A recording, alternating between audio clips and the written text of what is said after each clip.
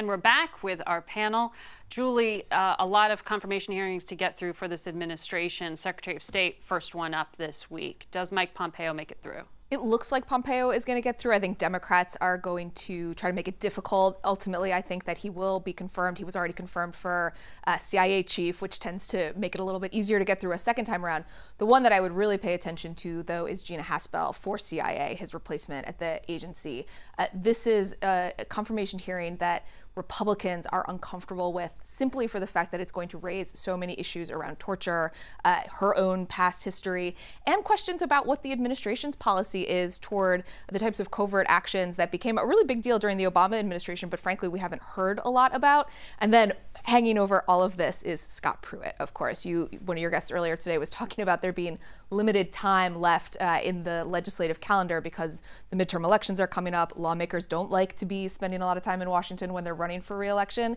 And so you're going to hear Republicans privately telling the administration, hey, maybe you don't want to throw another open seat on your cabinet into the middle of this midterm when we already have two pretty difficult confirmations ahead of us. Right, and the VA secretary also. And the VA secretary is also in the mix. It's a pretty busy agenda. Again, not something that Republicans wanted to be dealing with in the middle of the midterm cycle. Ramesh, the president seems to have given absolution to Scott Pruitt in this tweet last night saying, you know, he's doing a great job. He's not concerned about the ethics, accusations at least, of ethics violations. Is it really about that, or is it just simply getting somebody else to fill that job would be too tough? Well, there's that, and there's also that Pruitt has very strong support from conservatives who approve of his policy record at the EPA.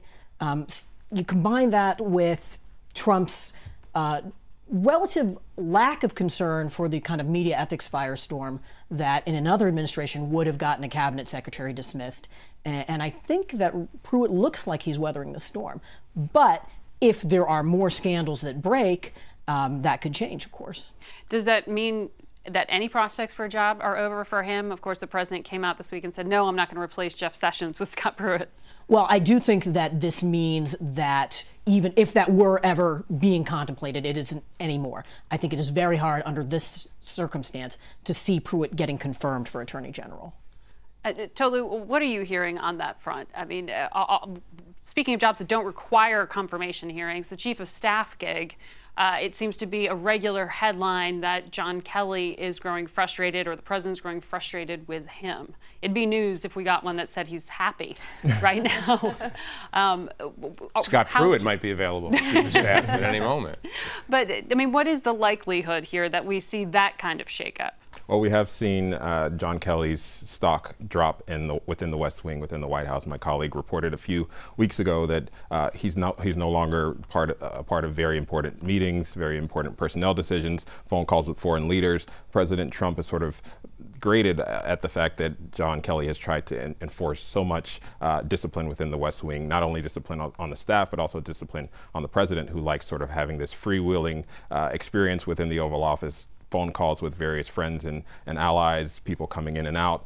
John Kelly has tried to crack down on some of that, and the president has not necessarily taken to a lot of the new reforms. And the fact that John Kelly is seeing his stock drop and seeing a number of the members of his staff and a number of the officials within the West Wing more willing to talk to reporters and say John Kelly is no longer the star general that he was when he first came into the administration, makes it seem like the president may take a move and maybe make a change, but we did see a tweet from the president saying that this was not true and not necessarily the direction that he's going. Tolu makes a really important point here that I think is important for people watching to understand. It is one thing for the president and his chief of staff to have a tense relationship. Trump has a tense relationship with a lot of people in his senior team. Kelly has lost the support of his staff. So he's essentially a man on an island.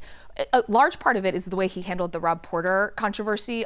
People on the staff felt like he was not being truthful in his account of his own role there. They feel like he has undermined what they have been sent out to say, either on his behalf or on the president's behalf. So imagine that. You have a chief of staff in the White House who the president is not happy with and the staff isn't happy working for. That is really untenable. You know, and we're talking also about absolution through tweeting. The president doesn't have a great record of sticking with those grants of absolution. Reince Priebus is a good example, I think. So, I mean, the amazing thing about this administration is that this conversation can be overcome by events during this conversation, because he can do anything. The fact that he's sticking with Scott Pruitt is remarkable. The fact that he's tweeting positively about his chief of staff is remarkable. But those things can change this afternoon, and that's the nature of this entire administration. Successful chiefs of staff have tended either to have a strong relationship with the president personally, or to have experience in politics and good relationships with Capitol Hill. When John Kelly became chief of staff, people greeted him as an adult who's going to impose order on the process, but he didn't have either of those two qualities, and he still doesn't. And in some ways, some of those things are getting worse, like his relationship with the president. So while he may have imposed some discipline on this process, I'm not sure you can say that he's been a successful chief of staff. Well, what does that do to the rest of the cabinet and the administration? It's been pointed out to me that because he was a cabinet member and rose to this position, that has in some ways instilled confidence in his fellow administration members. With a dismissal hurt anyone else? You know, but the bar is always so different in this administration. The Washington Post story that about Kelly that President Trump condemned earlier today was saying that there is less knife fighting and dysfunction now that Kelly is chief of staff. Okay, fine, less knife fighting and dysfunction than there was in July of last year, but that's still a lot of knife fighting and dysfunction, and every little thing increases people's worry, increases people's sense maybe we should look for the exits too. All right, thank you, all of you. We'll be right back.